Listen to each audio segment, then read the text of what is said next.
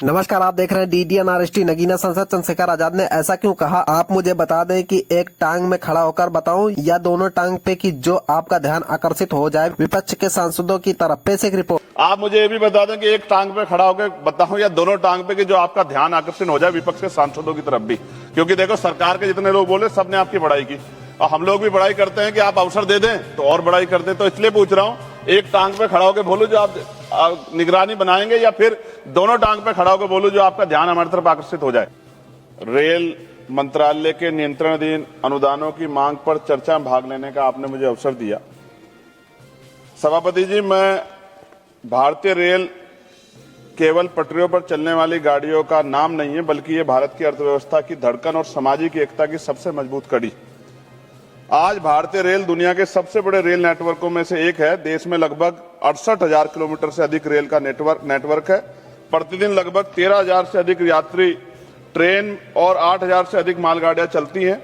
हर दिन लगभग 2.4 करोड़ यात्री रेलवे में यात्रा करते हैं। प्रतिदिन लगभग 40 लाख टन से अधिक माल रेलवे के माध्यम से ढोया जाता है। रेलवे में लगभग 12 लाख कर्मचारी कार्यरत हैं, लेकिन इतने बड़े तंत्र के बावजूद आज भी करोड़ों यात्रियों को भीड़, सुविधा और सुरक्षा का सामना करना पड़ता है।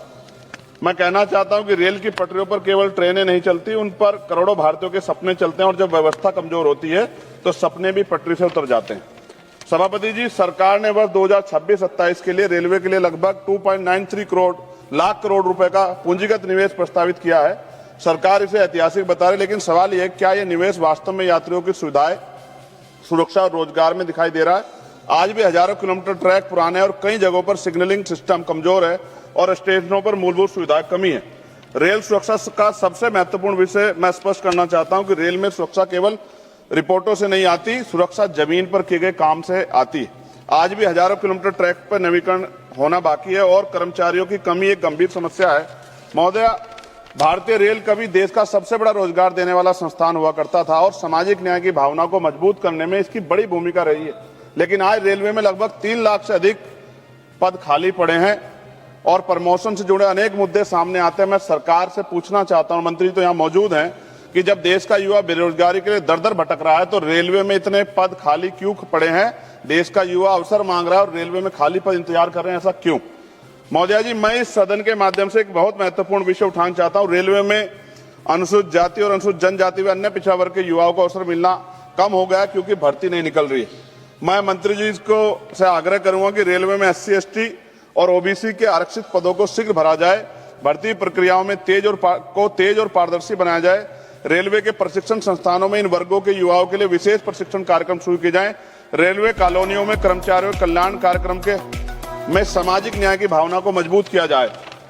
मैं कहना चाहता हूं कि जब तक देश के अंतिम व्यक्ति को अवसर नहीं मिलेगा तब तक विकास अधूरा रहेगा। बाबा साहब डॉक्टर भीमराव अंबेडकर की भावना यही थी कि सरकारी संस्थान सामाजिक न्याय के मजबूत स्तंभ बने और सरकार भी इस बात के वादे करती है। महोदया जी, आज सामान्य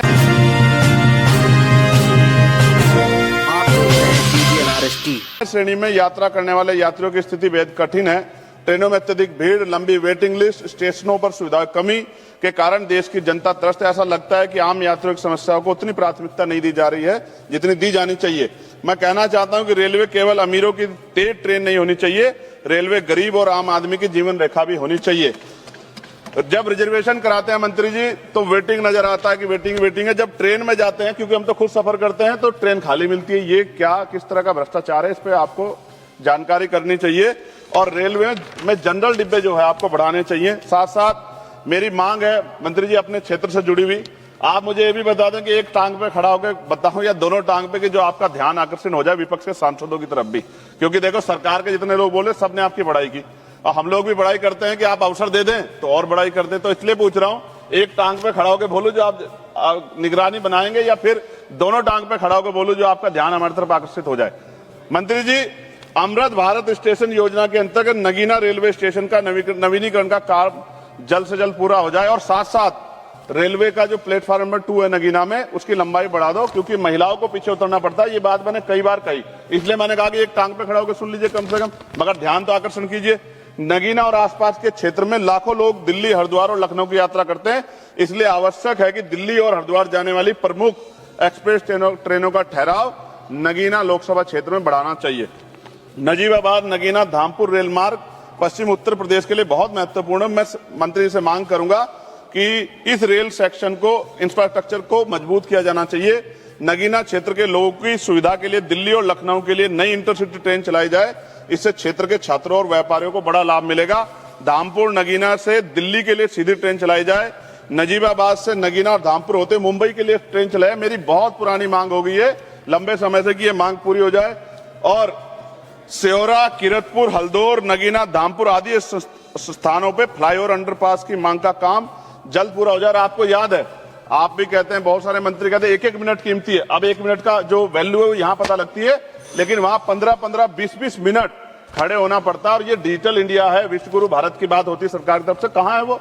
कितने फाटक ऐसे जिन पर भी काम होना बाकी है?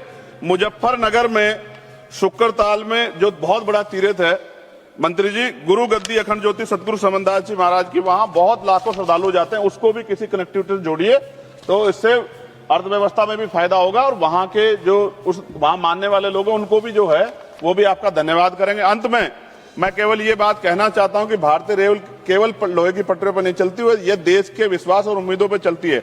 अगर इस विश्वास को मजबूत करना है तो रेलवे को सच में मजबूत करना होगा।